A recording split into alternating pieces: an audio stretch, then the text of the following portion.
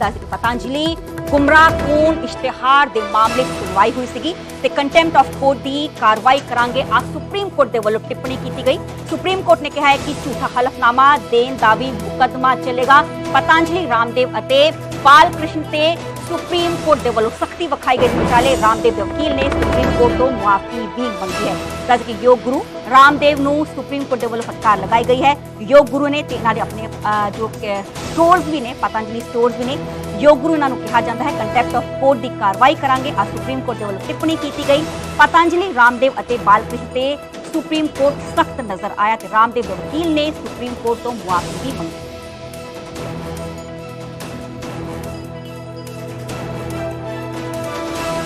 विचाले दस दे कि आ पूरा जो मामला है सुप्रीम कोर्ट तक पहुंचा सीगा ते सुप्रीम कोर्ट ने तलख टिप्पणी की है। सुप्रीम कोर्ट ने कहा कि कंटेम्प्ट ऑफ कोर्ट की कार्रवाई की जाएगी।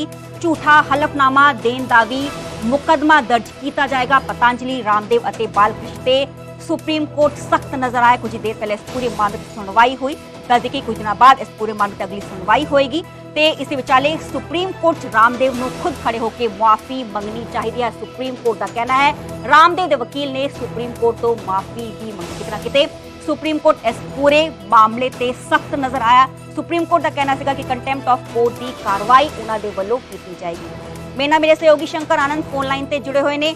शंकर, ये पूरे मामले को जानना चाहेंगे और क्या कुछ सुनवाई हुई आज पूरे कोर्ट में?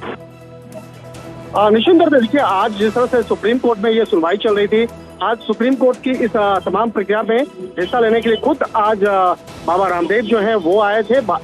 इसके साथ ही आचार्य बालकृष्ण जो है वो आए हुए थे। और जिस तरह से इस मामले में सुनवाई हो रही थी, आज कोर्ट के द्वारा काफी जो एक कहा जा सकता है कि कड़ी जो है टिप्पणियां जो है वो की गई। और जिस तरह से जस्टिस कोहली की बेंच बकायदा उनके बेंच में इस मामले की सुनवाई चल रही थी। और जिस तरह से कोर्ट ने आज तमाम सुनवाई के दौरान में एक जो ऑब्जर्वेशन दिया, कहा कि सुप्रीम कोर्ट ने कहा कि जिस तरह से बाबा रामदेव और आचार्य बालकृष्ण के तरफ से जो एक दलील दी गई, उनके साफ कहना था कि हम आपकी जो माफी से संतुष्ट नहीं। हालांकि आज कोर्ट के सामने बाबा रामदेव और आचार्य बालकृष्ण की तरफ से जो उनको वकील है और उन्होंने खुद आज इस मामले में जो भी कार्रवाई हुई उससे उन्होंने माफी मांगते हुए आज अपने बयान को किया। लेकिन आयुर्वेद बनाम एलोपैथ का जो मामला था, इस मामले पर बाबा रामदेव और आचार्य बालकृष्ण के खिलाफ कोर्ट की अवमानना का जो मामला जिस तरह से सामने आया था, और सुप्रीम कोर्ट में इस मामले को लेकर सुनवाई हुई और जस्टिस सीमा कोहली और जस्टिस अहसादुल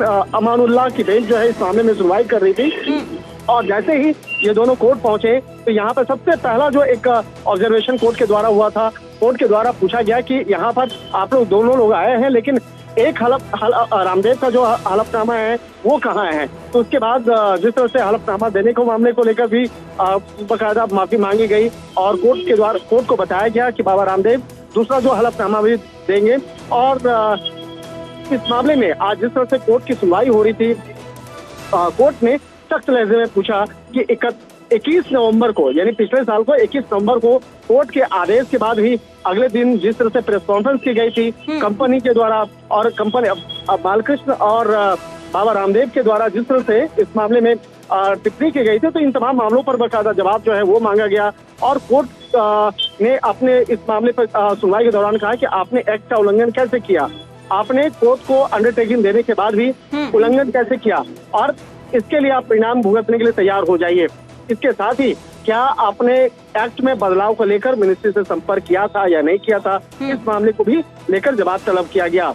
कोर्ट के द्वारा आज सुप्रीम कोर्ट के द्वारा ये भी पूछा गया कि कोर्ट के आदेश के 24 घंटे के अंदर किस तरह से उनकी कंपनी और बाबा रामदेव के द्वारा प्रेस कॉन्फ्रेंस किया गया था। तो ये भी मामला भी आज सुनवाई के दौरान में आज काफी चर्चा का केंद्र बना रहा। जी जी, बहुत बहुत शुक्रिया शंकर सानू तमाम जानकारी देने ਲਈ। इस पूरे मामले ते सुप्रीम कोर्ट की सख्ती देखने को मिली है, जिथे कि एक्ट की उल्लंघना की गई। आज सुप्रीम कोर्ट के वालों टिप्पणी की गई। तो इस पूरे मामले में लेके अगले हफ्ते फिर रामदेव कोर्ट पेश होंगे। इस पूरे मामले की सुनवाई